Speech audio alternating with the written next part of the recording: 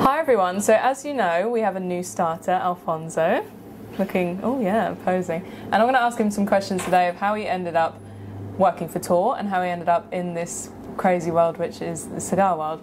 So Alfonso. Hello Kelly, how are you today? I'm good, how are you? Fantastic, thank you for asking. My first question is, how old are you? I'm 25. You're 25, so Yes. I mean I think the industry's getting younger. There's some younger people coming up, and obviously staff are younger that are getting into cigars, like the guys here at Cigars. But how did you end up in the world of cigars? Well, I think that I get fascinated about the first time I've been in a cigar lounge here in UK. That actually helped me to develop my passion for cigar, and from there everything began basically. Okay. So this first visit in this beautiful cigar lounge, which was my first one that I ever seen, I've entered and I just get impressed about the old setup, the whole world, and as well the legacy, the history behind it, and just the culture of cigars basically. Okay, so you were into cigars before you started working in the cigar world? Sort of. Let's say that I've started when I first saw this actual lounge. Okay. When I saw this actual cigar lounge, I started to work more and more with cigar. Let's say that I had my first cigar. It might sound really tricky, but I was like maybe around 12, 13. Wow. And my father was smoking cigar with his friends at home, time to time. And once I just get closer and say, you know what, Daddy, let me try. And I started to choke really bad. But then, I mean, it's just a memory. Yeah. And then maybe, I don't know, I get related to that, or I just like the fashion behind it, and I just get more and more on it.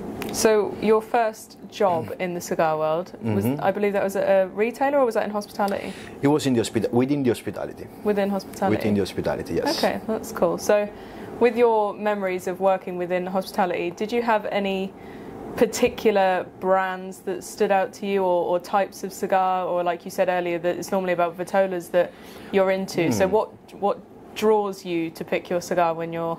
So, yes, actually, as we were discussing as well before, I don't actually have a favorite brand. Well, I do have preference for certain brand, but I do always pick a cigar, depends on my mood, it depends as well of what I will going to do after, or what kind of company I will have. Let's say that I'm more keen on choosing a vitola than choosing a proper brand. Yeah. But again, I do have certain brand which I do relate to certain type of vibes or celebration, and that are more particular or more important to me. And obviously with your background in hospitality, you know quite a bit about what you like about pairing cigars with. So without naming brands, what particular pairing is your go-to pairing, whether it's coffee or whether it's wine or whiskey? So let's put it in that way. Okay. If it's a morning smoke or an afternoon smoke, I will never get away from a nice cup of tea or a nice cup of cappuccino. Or if we are more on the night vibe side, I will say a nice Armagnac will be one of my favorite pick. Yeah, it's weird that you said about tea, because I've never thought about pairing a cigar with tea. I love tea. I'm classic British Yorkshire tea drinker. I love tea. But I never think about pairing a cigar with tea. I've never done it. And I think maybe it's because normally when I'm smoking a cigar, I'm not in a cup of tea environment, if that makes sense. So I might be at an event, or I'm out, or I'll have a can of something, or I've got a pairing of a rum or whiskey. So I've never actually sat and had a cup of tea. I've never thought about it. Coffee you hear about a lot.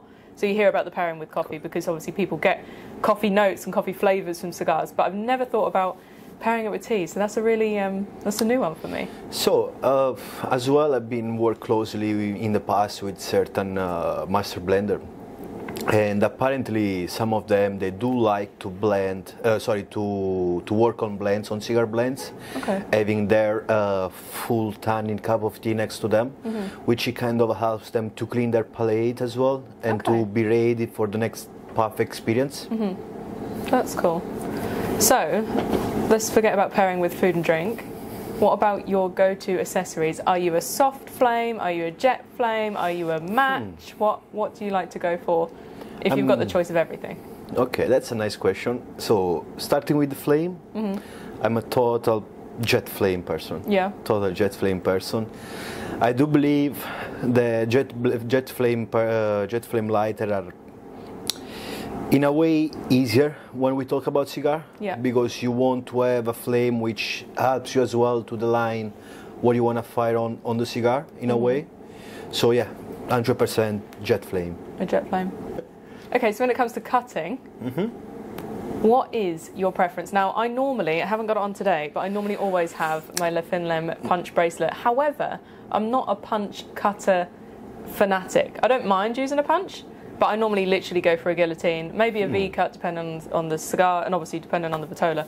Sure. What is if you're having a standard Robusto, and again, you've got the choice of every different cutting option. So let's put it in that way. Let's say that about 2 years ago, I've met Le Finlem accessories, and I got really impressed. And I'm really a knife person, so I do like knives a lot. I had in the past certain knives which I convert into cigar knife cutter in a way. And since I've started to use Le Finlem, honestly, I found so comfortable with that premium blade and all that beautiful finishes that they have. And of course, I do always carry with me a nice Le Finlem bracelet punch. Yeah. I'm not often use it, but it's my safe cut in a way. Yeah. So if, let's say I'm in somewhere without a cutter or anything, my punch bracelet will always support and help me out. So I will say, going back to the first question, I will say for me, it's a really straight cut. I love a straight cut. I love a nice cut. Yeah. A knife cut. So Precision is 100% key. Precision is key, and I do kind of like as well go a little bit away from the classic way how to do things. Yeah. And I mean, it's just a fine art. Yeah. It's just something that is kind of related to art, to engraving, carving in a way. Yeah. Okay, so steering away from cigar questions, I'm going to ask you some personal questions All right. now so that we can get to know you a little bit better. What would you say your talent is? So it could be a hidden talent. Do you have something that no one really knows about that you think I am great at that? Being myself. Ah, how wholesome. We want something funny. That's a nice question. That's a nice question. Hidden talent. Hidden talent. Well, I was thinking that I was a good singer. Apparently, I'm not. So. Who said you're not? Let the viewers decide. Well, not now. Not right. No. Well, it turns out we have a lot of singers in TOR. I don't know if Yes, you've I've noticed. seen though. Yeah. So Norma actually has had number ones in her country of origin. All right. Yeah, and Norma works in Devon in the admin team. Then we've seen That's recently John karaokeing. Yeah. And With- Carlos. And Carlos with Christian Aroa Yes, I've in seen Honduras. Carlos smashing out Backstreet Boys, which I really wasn't expecting, but nonetheless, you smashed it, Carlos. Congrats. So yeah, Congrats, we could Carlos. actually, at the next trade show, when we next get together, have a bit of a TOR karaoke party. We might gonna make it happen, to be honest. It could be a whole thing. It can be a nice karaoke night. Karaoke, Cigar and pairing karaoke. cigar and karaoke night. I do love that. Actually, I do love singing, smoking. Do in a you? way. Yes. Oh, Yeah. I don't know. It looks kind of cool when you kind of sing and you blow a little smoke out of them. wow. It's all about the Riz. I love it. I love it. Okay, so what is your go-to breakfast? So to be honest with you, my favorite breakfast is a nice cup of coffee or a nice cup of cappuccino with my cigar Okay, and my croissant. a croissant. I do prefer my almond croissant, so that gives me a little bit of sweetness, Ooh, yeah. which helps a little bit as well than the smoke and the coffee. So yeah, I think that's my choice for my breakfast. And if we're talking fast food and we go to McDonald's, what's your McDonald's order? No, don't tell me you don't eat McDonald's. Allora, no, I haven't been to McDonald's since quite a bit, so I don't remember what's the name. So let's see. McDonald's. So you've walked up to the yeah, till. the Sandies. got to now the pick. Sandies. The what? Shandies, ice creams. Oh, an Yeah. ice cream? Yeah. Not a burger. I do love believe it or not, the ice cream from McDonald's. Yeah, it is good ice cream. It's a fairness. fantastic The McFlurry. ice cream. The McFlurry, Yeah, correct. yeah. I don't know why I was saying it was called Sunday. Anyway. Well, ice cream Yeah. sundae. Okay. That's super lovely. But yeah, otherwise a nice Big Mac classic. Big Mac, what a classic. What yeah. a classic. Okay, pizza topping. Favourite pizza topping? Well, so as an Italian guy coming from south side of Italy, for me my favorite pizza and the best I guess is broccoli and salsiccia, which is actually my first choice when I come into a pizzeria. Hold on. Broccoli and sausage. Yes. So salsiccia is Italian salsiccia is an Italian sausage with fennel seeds and black pepper basically and a little bit of red wine. Yeah. And then broccoli. So it's. I love broccoli. Don't get me wrong. I've just never heard of it on a pizza. It's a different one. Oh. So it's not the same broccoli as you relate to the one in UK. Yeah. So it's not the actual flower. Right. But it's more meant to be the leaves. Yeah. Of the broccoli, Okay. which you kind of steam and then you fry a little bit with a little bit of garlic and oil and nice, okay. fantastic. Yeah, there's me thinking Rice Hawaiian is base, exotic yeah. because it's got pineapple on. Pineapple No. on pizza, is that Big no. a big no? A big no. A big no. Okay. No. A big no. I Pineapple love on pizza? pineapple on a pizza. No. Wow. I thought we were going to get on. No, I'm sorry. Yeah, no Hawaiians for you. Pineapple on pizza? No. I'm shook at that. Yeah. I love pineapple on Well. pizza. I think it's the sweetness though. I'll leave it to you. Okay, fine. You can have all the pineapple pizza you want. Yeah, I will. Yeah. Okay, if your friends were to describe you in 3 words, what would they be? Funny. Easy to get along with. Smart. Smart.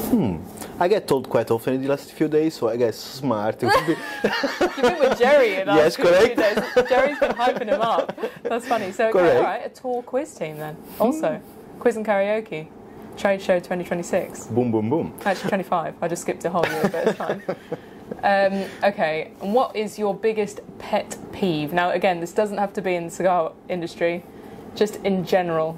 What is your biggest pet peeve? What do you hate about stuff? The complaint side. The complaining side. Yeah. I do believe there is always a solution to everything.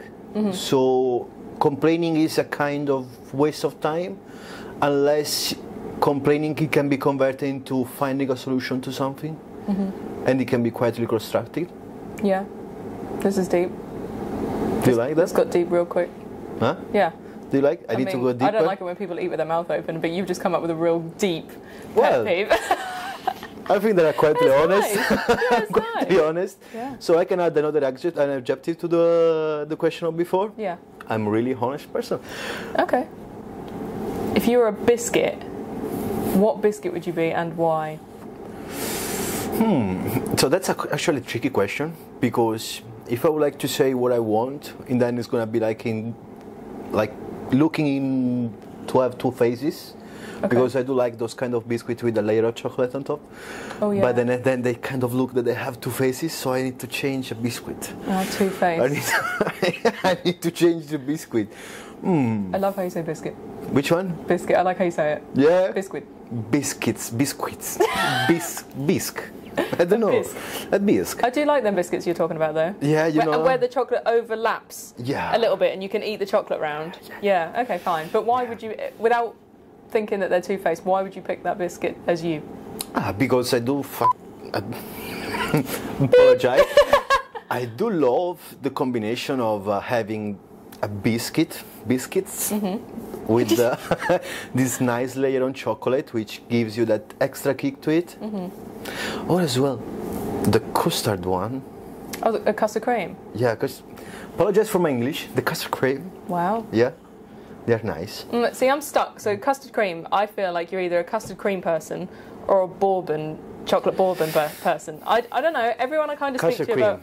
Yeah, see, I'm a bourbon. Yeah. Yeah, I wouldn't buy custard creams. I'd eat them if they were here right now, but I'd pick a bourbon. So,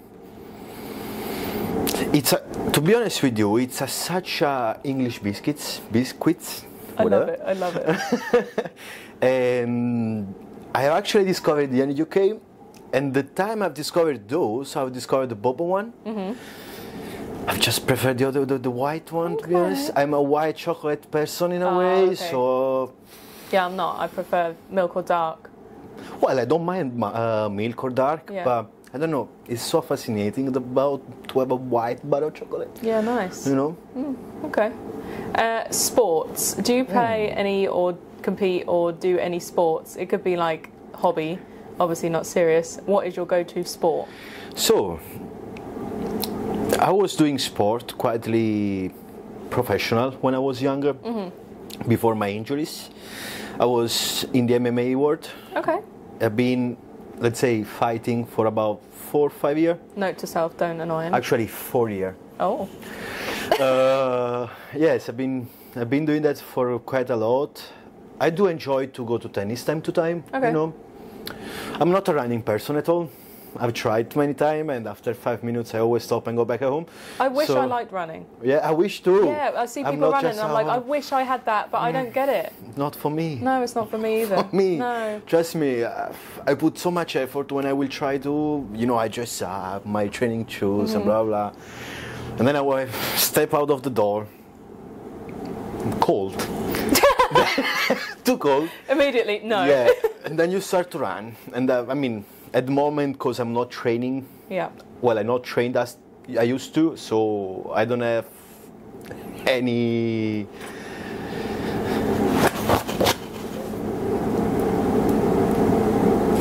breath. How do you say? Breath? Yeah. Breath. So after 5 minutes, I literally need to go back home. Yeah. And that's it. No. But I do love my tennis. I've tried basket. I do love basket, but I'm not good at all, unfortunately. No. I do like skimboarding. Okay. Yeah, it's a cool sport. It's a really cool sport. Do you know about? I can't do it. But I've not really tried, to be fair, but I feel like I can't. Everything can.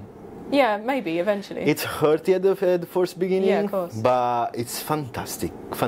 I should, in theory, be able to do it because I can skate. Okay. And I can ice skate. It's not the same. No, I can guarantee but I feel like it's on wheels. On your feet. I've skated. I know how to stand on a skate really good.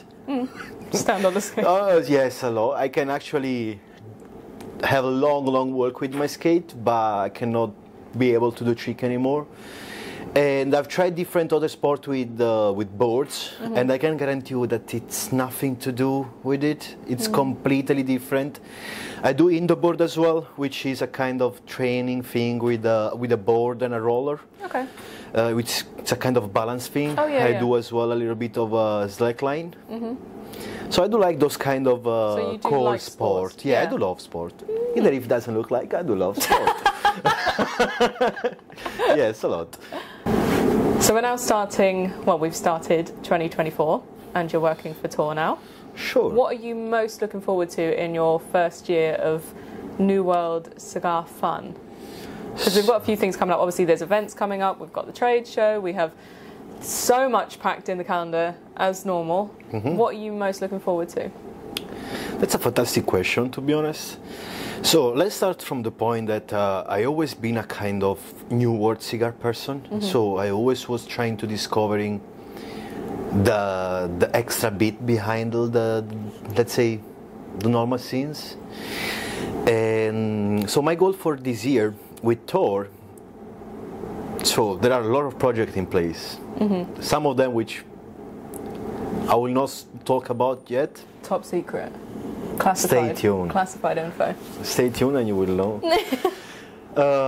But yes, what I'm looking forward is to actually rise up more and more the name of certain brand or actually the mission behind TOR and expanding, yes, in UK, hopefully soon as well, pretty much a bit worldwide. So again, there are a lot of projects coming on. There are a lot of things which we are working on. There's going to be a lot of training. There's going to be a lot of events going on around all UK. So I'm looking forward to have an exciting year. This is things that I don't know about, I feel.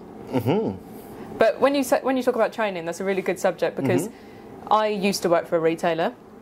And we done a lot of cigar training, and there was like a cigar school, and there's obviously books, and there's so much information online.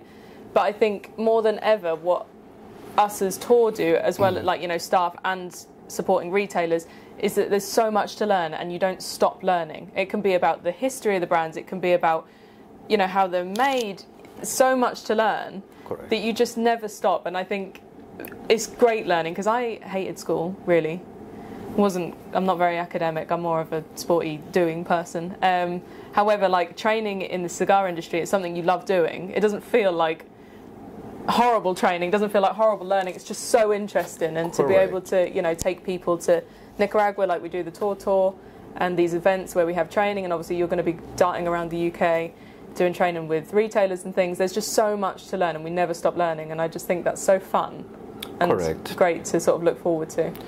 So we're actually looking into training is to actually show to people that behind those fantastic brand of cigars that we actually carry in our portfolio, there is just a lot to be discovered in terms about family-run business, the legacy, the heritage, and just the history behind them, the way how they get where they are at the moment, and how they manage to make things coming alive. It's just such a fantastic world, such a fantastic thing which people has to get aware of, has to know, has to discover, and I'm sure that with that a lot of more doors will get open. And then what I would like as well to do in terms of training program is as well to share all my education and the education that we discover and we develop throughout the year regarding the actual production of the product, the actual care of the product, the actual as well. At the end of the day, when we smoke a cigar, we hold a piece of art in our hands. So we need to find the right way how to respect it and how to appreciate it in the right way. So in a way, I will try to share that to everyone and to come across with all what's behind them, basically. Love it. Thanks for joining us. Thank you. Maybe we could have a Cali and Alfonso podcast. You can come. Yeah, let's. It's already set. It's already there. So please stay tuned, because sooner we will come with the Alfonso and Cali podcast Cigar New World season.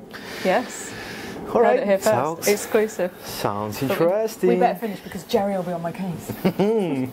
Thank you, Alfonso. My pleasure. All good in the hood. Have a good day.